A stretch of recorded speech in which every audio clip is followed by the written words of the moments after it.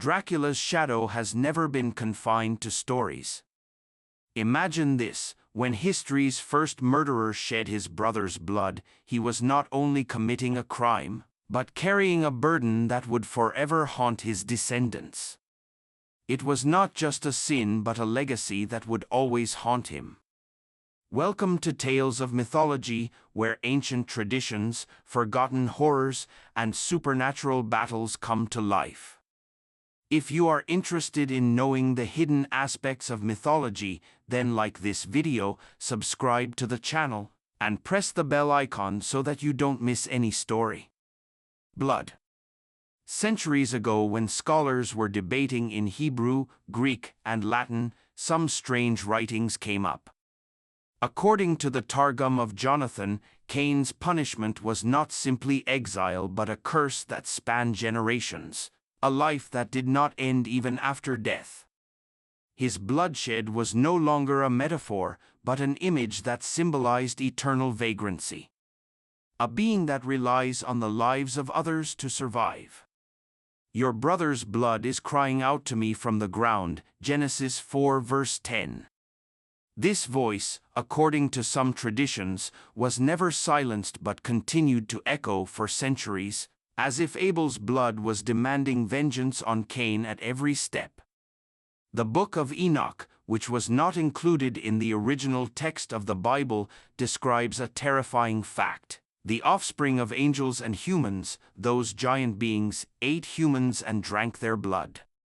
Scholars called it a symbolic interpretation, but if the blood was really holy, why was drinking it considered the greatest sin? This scenario is exactly similar to the images that later became known as undead. Here the connection becomes even clearer. The vampire was not a fictional character but a monument whispered in ancient scriptures. Another veil was cast in Jerome's Vulgate Bible. Lilith, the night giant mentioned in Isaiah, was softened to beast of the night. But Syrian texts describe him as a blood-drinking entity. Why this caution? Why try to hide this image of blood?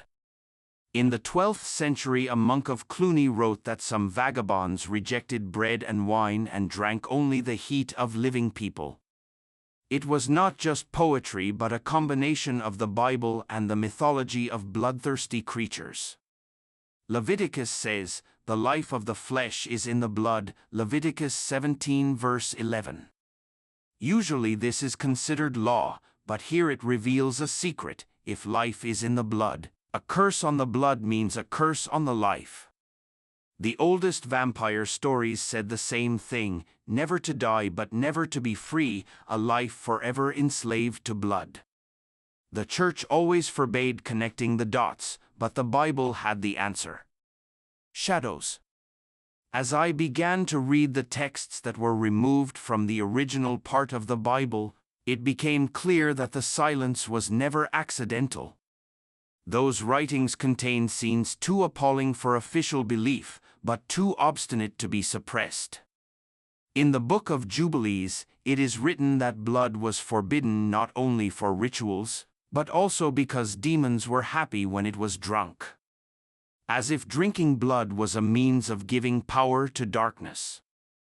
In the Testament of Solomon, a genie confesses that he sucks the lives of children at night. Later scholars called it an illusion, but when read in conjunction with the curse of Cain and the wandering beings of Jewish mysticism, the parallels are eerie. These warnings were hidden because they pointed to the truth that if the blood were misused in one's hands, humanity would be bound in darkness forever. Some fragments of the Dead Sea Scrolls deepen this picture.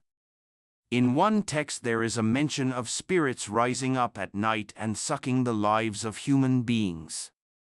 Some scholars dispute the translation, but a meaning of drinking blood also occurs. For those concerned with purity and law, this was not merely a metaphor but an immediate threat. The pieces of the centuries together gave a silent but powerful testimony. All this points to a curse that started with Cain and spread further, and was remembered by the villagers as the descendants of Cain. The Church deleted these writings to maintain its control over fear and faith.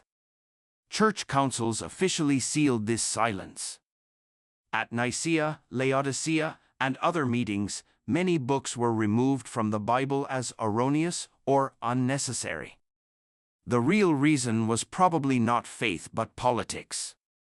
A letter from Pope Damasus at the end of the 5th century reprimanded those who read these apocryphal writings. There was a fear in his words, as if the real danger was not confusion in faith but the resurgence of forbidden stories. This strategy continued. Thomas Aquinas believed that blood contained a strange secret, but avoided explanation. If it was only a symbol, why was the explanation avoided? That was the centuries-old strategy: hint, warn, but don't reveal the truth. Thus the vampire story became so close to the Bible that the Church had only one solution: silence. For many years these rumors were limited to whispers. Some called it a myth, some considered historical exaggeration. But family records, old writings, and the mysterious signs that surround Dracula's tomb to this day tell a different story. This was no ordinary king. His blood was as alive as fire, a shadow that was passed down through the generations. It is said that some members of Dracula's family were born with extraordinary powers. It is as if darkness circulates in their veins even today. Is it all just a myth? Or is the truth closer than we are willing to believe? Now the question is not who Dracula was, but what he actually was. Was he mortal like humans? Or a creature that lived on blood and fear? When we peel back the layers of history, we don't just find a king or a butcher, but a secret that rips through time and accesses our world. Would you just ignore it as a story? Or will we admit the possibility that the darkness that engulfed an era still breathes among us?